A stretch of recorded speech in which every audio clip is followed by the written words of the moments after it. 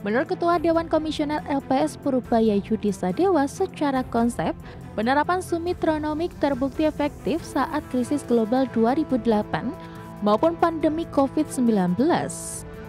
Pada kedua periode tersebut, Indonesia berhasil pulih cepat karena fokus menjaga permintaan domestik, ketersediaan likuiditas, dan kebijakan yang responsif.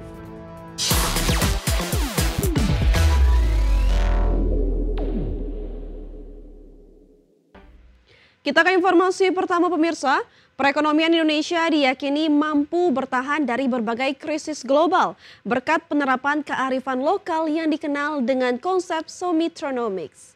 Ketua Dewan Komisioner Lembaga Penjamin Simpanan Purubaya Yudi Sadewa menegaskan pemerintah saat ini mampu membawa pertumbuhan ekonomi yang lebih tinggi dengan 3 konsep yang menyelaraskan pertumbuhan ekonomi yang lebih seimbang.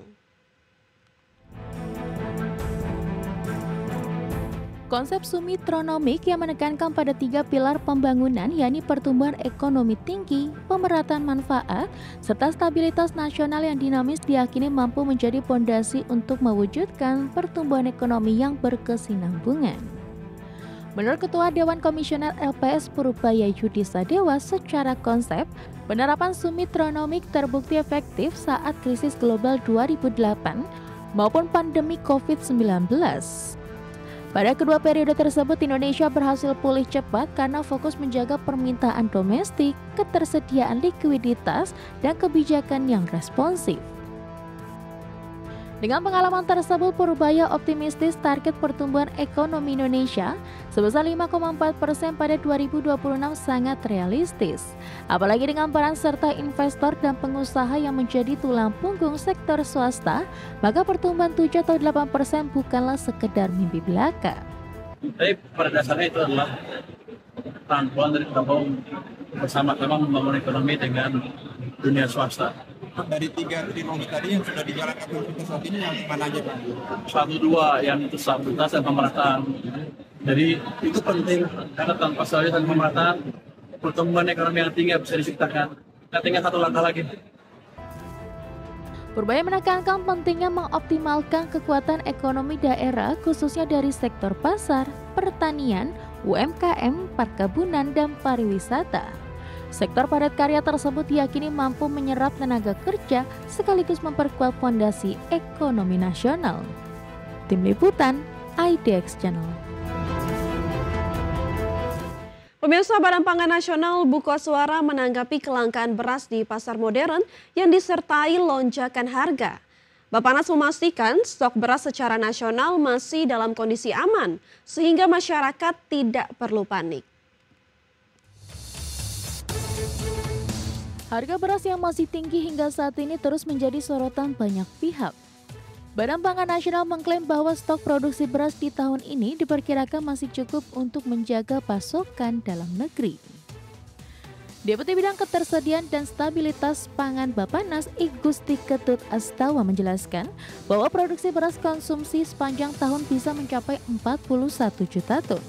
Dengan angka tersebut, maka stok beras nasional tahun ini diklaim aman. Namun dengan fenomena harga beras yang selalu tinggi, Bappenas menilai terjadi penyimpanan stok di tingkat petani yang mengakibatkan stok tak sepenuhnya beredar di rantai distribusi. Yang dilanggar adalah antara janji di kemasan tidak sesuai dengan isi, itu yang dilanggar, bukan masalah harganya. Jadi ini yang harus kita clearkan dulu sekali lagi. Dari sisi produksi sampai akhir Desember dengan asumsi tadi, kami pakai pegangan rata-rata dulu ya karena KSA belum keluar. Jelas itu dengan carry over stok 8 juta dikurangin ada yang ada di Bulog relatif masih tinggi bro. Artinya kita harus mencari, memang kita juga punya pola penyimpanan yang dilakukan oleh petani kita. Ketut memastikan pihaknya akan terus mendorong pasokan dan distribusi beras tetap terjaga. Bappenas tetap menjaga komunikasi dengan lembaga terkait demi memastikan harga beras tetap dapat terjangkau di masyarakat. Dari Jakarta, Raharjo Patmo, IDX Channel. Anggota Ombudsman RI YK Hendra Fatika menyatakan bahwa pihaknya sudah sejak lama meminta aturan harga eceran tertinggi beras premium dicabut. Menurutnya, perlu ada formulasi baru terkait harga beras agar lebih efektif. Saat ini harga eceran tertinggi beras premium masih berlaku sebesar 14.900 per kilogram untuk zona 1. Sementara itu, pemerintah masih memproses penghapusan harga eceran tertinggi untuk beras premium dan medium. Ia akan menambahkan, saat itu Bappenas tidak bisa menghapus harga eceran tertinggi karena adanya permintaan dari kepala negara. Meskipun demikian, ia tidak memperpanjang pembahasan ini. Menurutnya pengusaha beras seharusnya tidak dibebani oleh harga eceran tertinggi yang diatur pemerintah. Ia berpendapat bahwa sebagian harga beras premium lebih baik dilepas ke mekanisme pasar. Oleh karena itu, HET premium dan medium layak dievaluasi. Nah, bagaimana cara mengevaluasinya? Pertama yang jelas kita harus pastikan dulu permasalahan inti sebenarnya apa. Nah, pertama persoalan ketersediaan sekarang ini yang jelas produksi beras nasional itu sebetulnya pas-pasan saja.